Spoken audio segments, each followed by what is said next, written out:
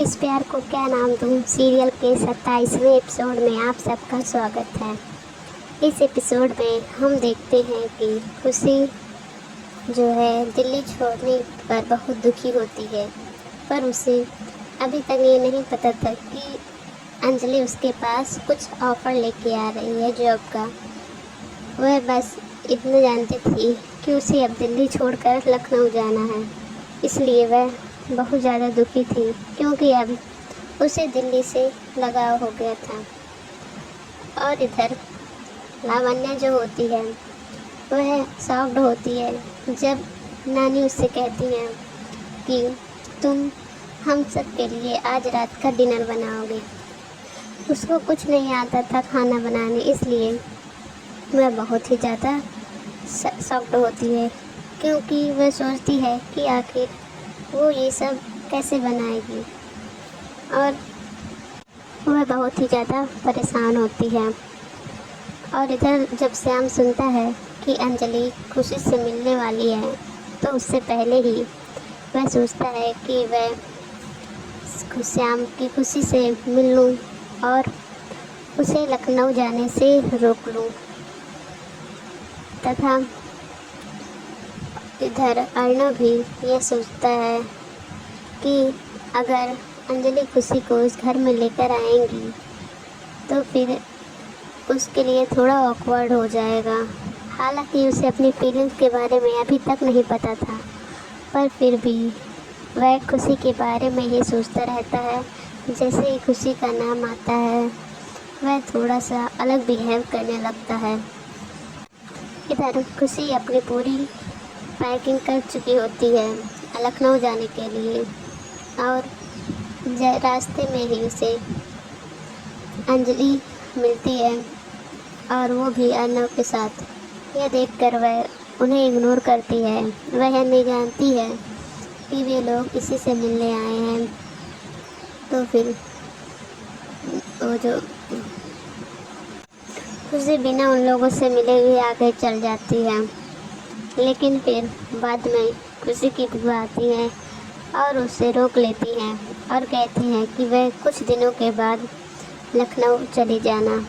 फिर वे लोग रुक जाते हैं और कहते हैं कि हम कुछ दिन बाद लखनऊ जाएंगे। और इधर मनोरमा और लावण्या दोनों लोग पूरे किचन का ऐसा हाल करते हैं कि किचन देखने लायक नहीं था, क्योंकि मनोरमा को भी कुछ खास खाने बनाना नहीं आता था और वह लावण्या की हेल्प करती है खाना बनाने में। तो फिर और इधर खुशी परेशान होकर जलेबियाँ बनाने लगती हैं। तब उसकी बुआ जी बताती हैं श्याम को कि जब भी खुशी किसी परेशानी में होती है और कोई चीज़ सोचती रहती है तो वह फिर जलेबियाँ बनाना स्टार्ट कर देती है। और ये नहीं कि थोड़ा सा ही, ढेर सारा जलेबी बनाएगी और साथ में खाती रहेगी। लेकिन वह बाद में यह सोचती है कि क्यों ना वह एक मिठाइयों की दुकान खोल ले, क्योंकि उसे मिठाई बनाना बहुत अच्छे से आता था। तब उसकी बुआ जी ने उसको सलाह दिया कि लखनऊ जाने के बजाय तुम यहीं कोई मिठाई की दुकान खोल लो। तो वह एग्री हो जाती है और वह अपने घर के सामने ही मिठाई की दुकान शुरू कर देती है। और घर मनोरमा और लावण्या जो है वे इतनी देर से डिनर की प्रिपेयरिंग ही कर रहे थे और वह डिनर बनाते बनाते थक गए थे। और इधर दूसरी तरफ खुशी, पायल और मधुमती ये अपने दुकान के लिए प्रिपेयरिंग कर रहे थे और कस्टमर का वेट कर रहे थे कि कस्टमर आए और उनके दुकान से मिठाइयाँ खरीदें। और कुछ कस्टमर आए भी जिन्होंने उनकी मिठाइयों को खरीदा और उनकी तारीफ भी की। और इधर जब नानी जी ने खाना खाया, डिनर खाया, तो उन्हें कुछ डाउट हुआ, क्योंकि वह खाना जो था वह बहुत ही अच्छा था। तो फिर انہیں شک ہوا کہ منورما اور لاونیا اتنا اچھا کھانا تو نہیں بنا سکتے ہیں، تو انہوں نے سچائی جاننے کی کوشش کی۔